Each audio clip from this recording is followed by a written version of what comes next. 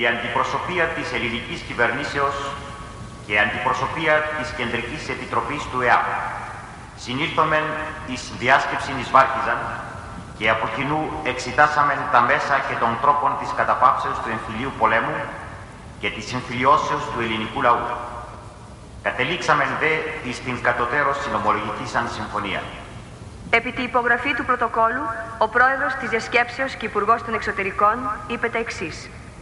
Οφείλω, εν πάση περιπτώσει, να εκφράσω εκ μέρους της κυβερνήσεως και του ελληνικού λαού τας ευχαριστίες μου προς τους αξιοτήμους εκπροσώπους της Βρετανικής Αυτοκρατορίας, ως και των αρχηγών του Αγγλικού Εκστρατευτικού Σώματος στρατηγών Σκόμπι, οι οποίοι για τις παρουσίες των με την οποία μας τιμούν σήμερον και του αδιαλείπτου ενδιαφέροντος που επιδεικνύουν για τα ελληνικά πράγματα, μας αφήνουν τη σταθεράν και βεβαίαν εντύπωση ότι η Μεγάλη Βρετανία παρακολουθεί εκ του σύνεγγυς τα ελληνικά ζητήματα και ειλικρινώς ενδιαφέρεται για το μέλλον της Ελλάδος.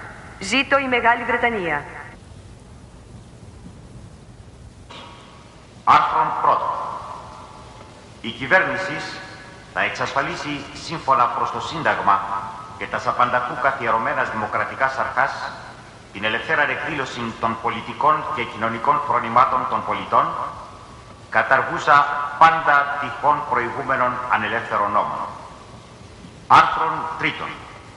Αμνηστεύονται τα πολιτικά αδικήματα τα τελεσθέντα από τις 3 Δεκεμβρίου 1944 μέχρι της υπογραφής του παρόντος.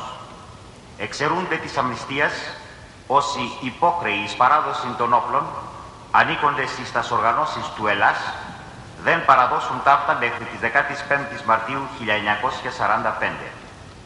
Άρθρον 6. Άμα τη δημοσιεύση του παρόντος αποστρατεύονται ένοπλοι δυνάμεις αντιστάσεως και συγκεκριμένος ο Ελλάς, τακτικός και εφεδρικός. Η αποστράτευση και η παράδοση των όπλων θέλουσι συντελεστεί κατά τα ειδικότερον διαλαμβανόμενα στο πρωτόκολλο το συνταχθέν υπό της Τεχνικής Επιτροπής.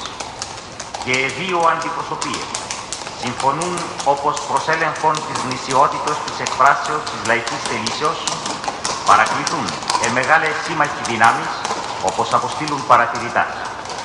Εν Αθήνες, τη 12η Φεβρουαρίου 1945.